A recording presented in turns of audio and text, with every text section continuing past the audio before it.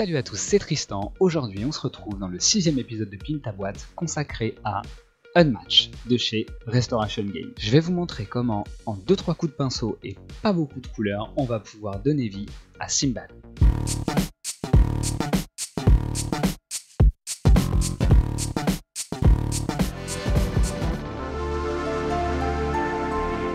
Voilà, on se retrouve là pour la présentation de la figurine. On est toujours sur du Unmatch. Là, on est sur Simbad. J'aime bien cette figurine parce qu'elle a beaucoup de peau. C'est pour ça que je l'ai choisie par rapport aux autres. Je sais pas, en ce moment j'ai envie de peindre de la peau et j'ai envie de vous montrer comment on peut faire une peau rapide. On va passer à la présentation. La figurine a été sous-couchée à la bombe Citadel Game Workshop KO Black, comme toutes les autres. J'utilise toujours les pinceaux 8404 Raphaël Kolinsky taille 0. Pour ce qui est de la peinture, alors on va passer pour la peau. J'ai décidé de partir sur un Bugsman Glow Citadel Game Workshop qu'on va venir ombrer avec un Fugen Orange. Simbad, c'est un marin de la Méditerranée, il a la peau un petit peu mate, un petit peu rougeoyante, et je me dis qu'un petit shade orange, ça peut le faire. Pour tout ce qui est drapé, turban, ceinture, de l'ivoire, du Chaptibone, Citadel Game Workshop, les bottes, Andrea de Bark, c'est un marron que j'ai déjà utilisé pour faire des cuirs sur d'autres figurines. Pour les épées, du métallique, Leadbencher, comme d'hab, du noir, du blanc, Abaddon Black, White Scar, et la dernière shade qu'on va utiliser pour tout ce qui va être drapé et tout ça, la Graxer Shade, la shade marron. On va commencer par baser notre figurine. Je vais commencer par la peau, Bugsman Glow.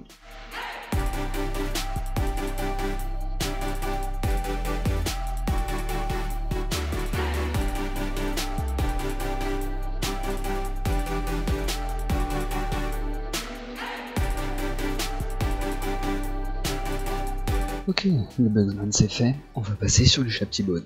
Et n'oubliez pas, c'est pas grave si vous dépassez sur les premières couleurs, il sera toujours temps de reprendre les conneries qu'on a faites après.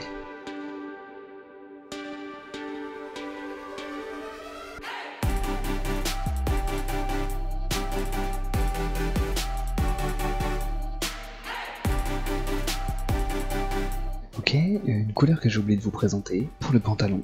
Notre ami le pantalon, on va le faire en orange, Squig Orange.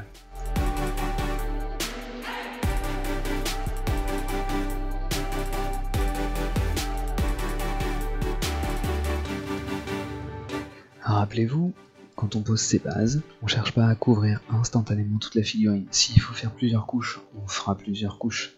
L'essentiel, c'est de passer des couches suffisamment fines pour ne pas recouvrir les détails. Là par exemple, le pantalon il est sculpté. Si je mets une couche beaucoup trop importante, on verra plus les stries du pantalon. Et mon shade ne marchera plus, il n'y aura plus de relief sur la figurine. Et c'est ce qu'on veut éviter.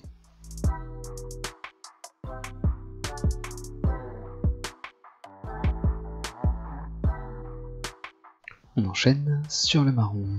Pareil, un pinceau de peinture, un pinceau d'eau, et on y va, c'est parti.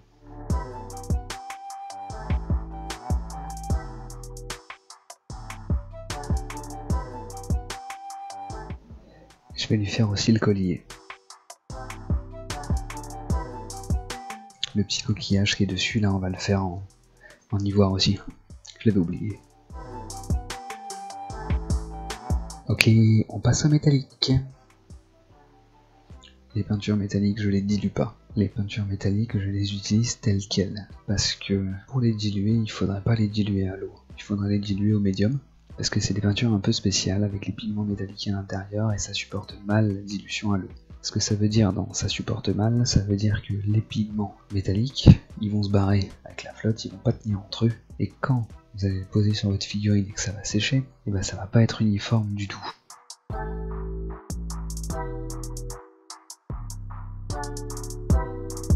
Et voilà, les bases sont presque terminées, il manque la garde de l'épée qu'il a à la ceinture.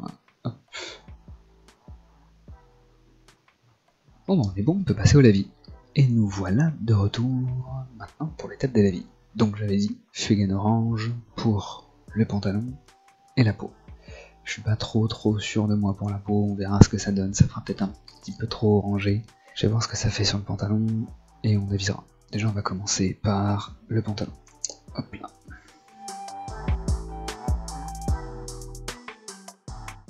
Hop. Donc je répète, les Lavies Game Workshop s'utilisent tels quels.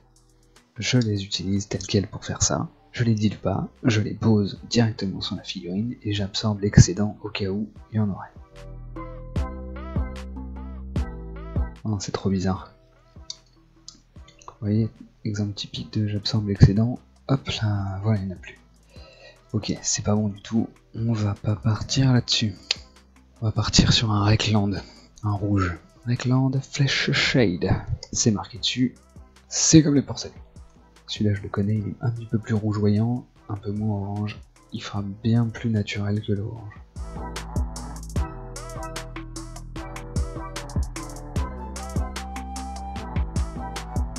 On peut intensifier un peu le truc si on veut, en mettant un petit peu plus dans les creux une fois que ce sera sec. Faire un deuxième lavis, mais moins général, un petit peu plus détaillé. Et maintenant on part sur la Grax pour le reste. Et vous voyez tout de suite, toutes les rayures de tissu apparaissent comme par magie. Paf, sans qu'on ait rien eu besoin de faire, le shade glisse dans les creux et ça vous fait vos volumes. C'est pour ça que je recommence.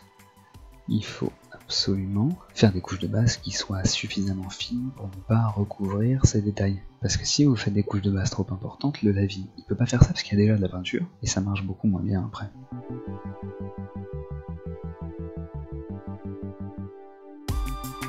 Pas trop violent le lavis sur les armes, le but c'est pas de détruire l'effet métallique.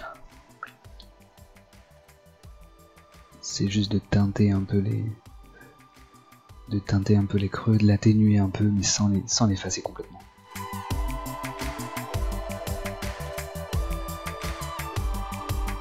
Et ben voilà. Ok, et ben je vous retrouve maintenant que c'est sec et voilà le résultat.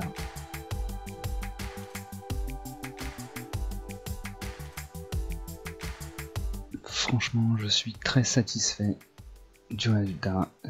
J'ai bien fait de reprendre de virer le Fugen orange et de repasser en Rekland Flesh Shade sur la peau, parce que sinon ça aurait fait un truc un peu bizarre, je pense. Et nous voilà avec un tabletop tout à fait convaincant, avec pas grand chose, juste une couche de base et une couche de shade. Moi je trouve ça très sympathique. Alors, comme d'hab, je vais faire les derniers détails, c'est-à-dire les yeux et la barbe.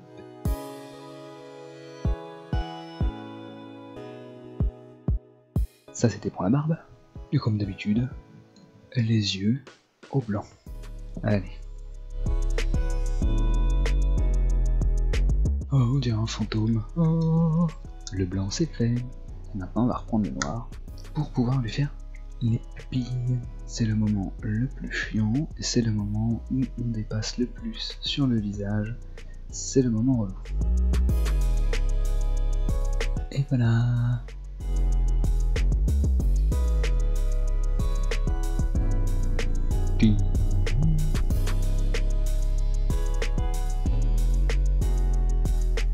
Franchement, ça pourrait mériter un petit shade de plus.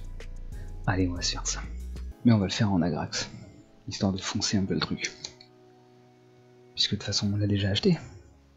Puisque je l'utilise à chaque fois.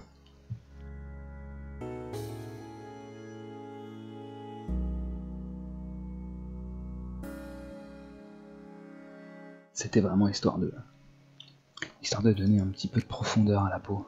Et bah écoutez, merci à tous d'avoir suivi. Vous voilà avec votre première figurine du nouveau jeu Unmatched de fête. Et vous êtes prêts pour un combat de légende. Et voilà, l'épisode 6 de Pimp ta boîte est maintenant terminé. J'espère que ce tuto vous aura plu et qu'il vous sera utile. Vous avez vu, c'est pas compliqué et on arrive à un résultat très satisfaisant en pas beaucoup de temps. J'espère que vous allez pouvoir le refaire chez vous. Si la vidéo vous a plu, n'hésitez pas à mettre un petit pouce, à lâcher un commentaire dans la vidéo. Je réponds toujours aux questions, je check très régulièrement. N'hésitez surtout pas, n'importe quelle question que ce soit, posez-la si vous avez envie. La prochaine vidéo sera consacrée à une autre figurine du même jeu, Unmatch, mais cette fois-ci, ce sera Arthur. Allez, je vous dis à dans 2 semaines.